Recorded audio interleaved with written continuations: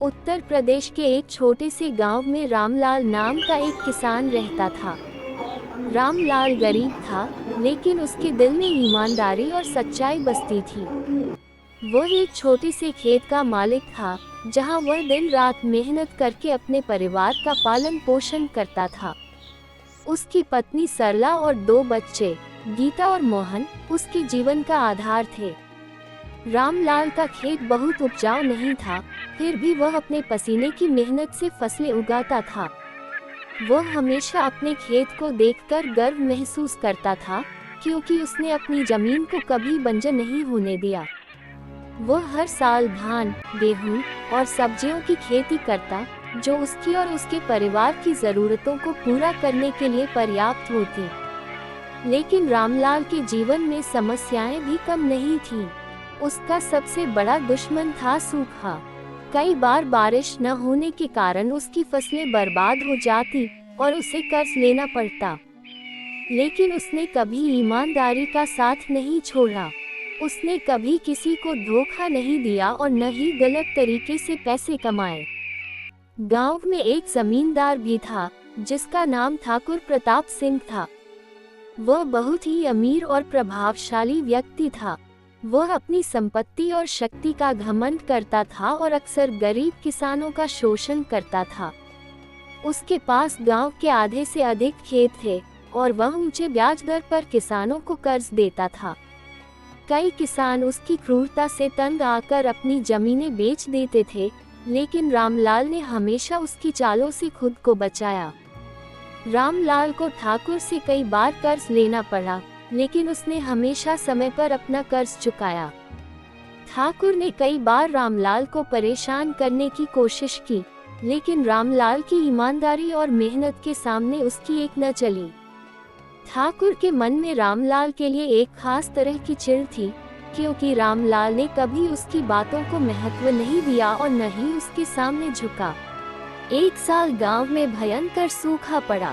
रामलाल की फसलें पूरी तरह से बर्बाद हो गईं। मेरी आर्थिक स्थिति बेहद खराब हो चुकी है।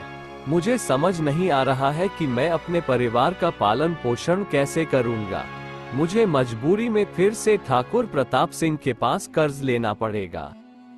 ठाकुर ने रामलाल की हालत देखकर उसकी मजबूरी का फायदा उठाने का सोचा। उसने रामलाल से कहा, रामलाल, मैं तुम्हें इस बार कर्ज दूंगा, लेकिन तुम्हें अपनी जमीन का एक हिस्सा मेरे नाम करना होगा।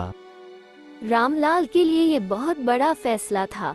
वो अपनी जमीन को ठाकुर के नाम नहीं करना चाहता था, लेकिन उसके पास और कोई चारा भी नहीं था।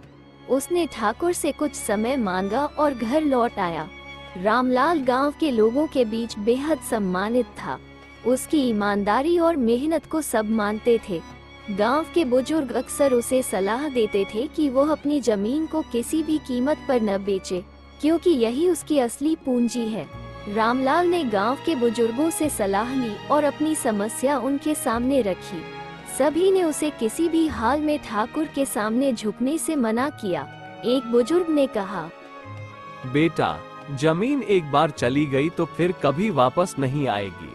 अगर तुम मेहनत और ईमानदारी से काम करोगे तो भगवान तुम्हारी मदद जरूर करेंगे।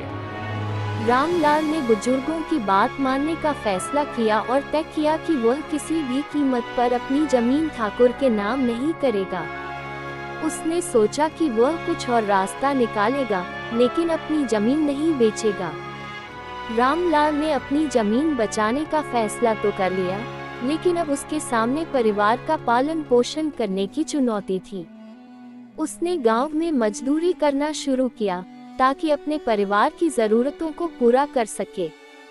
वह सुबह से शाम तक दूसरों के खेतों में काम करता और जो कुछ भी कमा पाता, उससे अपने घर का खर्च चलाता। उसकी पत्नी सरला ने भी उसे पूरा सहयोग दिया। उसने घर के अंदर छोटे छोटे काम करना शुरू किया, जैसे मवेशियों का दूध निकालना और उसे बाजार में बेचना। बच्चों ने भी अपनी पढ़ाई के साथ साथ छोटे मोटे कामों में अपने माता पिता का साथ दिया। रामलाल का परिवार कठिनाइयों का सामना कर रहा था, लेकिन वे एक दूसरे के साथ खड़े थे। उन्होंने कभी हार नहीं मानी और न ही अपने ईमानदारी के रास्ते से हटे। धीरे धीरे समय बीता और गांव में फिर से बारिश हुई। रामलाल ने अपनी जमीन पर फिर से खेती करना शुरू किया।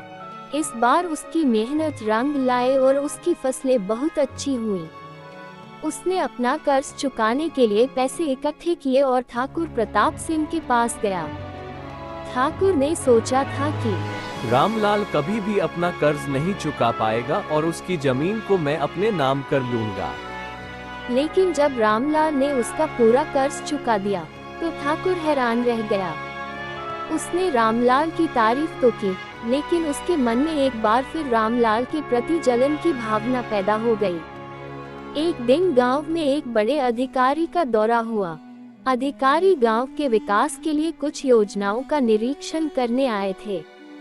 गांव के लोगों ने रामलाल की ईमानदारी और मेहनत की कहानी अधिकारी को बताई। अधिकारी रामलाल से मिलना चाहते थे और जब उन्होंने रामलाल से बात की तो वे उसकी सादगी और ईमानदारी से प्रभावित हुए। अधिकारी ने रामलाल को सम्मानित करने का फैसला किया। उन्होंने रामलाल को उसकी मेहनत और ईमानदारी के लिए सरकारी सहायता और एक पुरस्कार देने की घोषणा की। रामलाल का नाम पूरे जिले में चर्चित हो गया।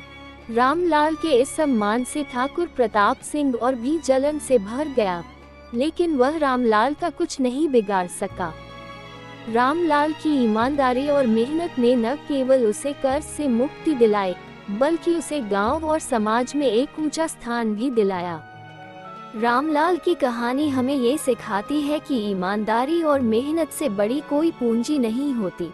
समय चाहे कितना भी कठिन क्यों न हो, अगर हम अपने सिद्धांतों और मूल्यों पर अडिग रहते हैं तो हमें सफलता और सम्मान दोनों ही मिलते हैं।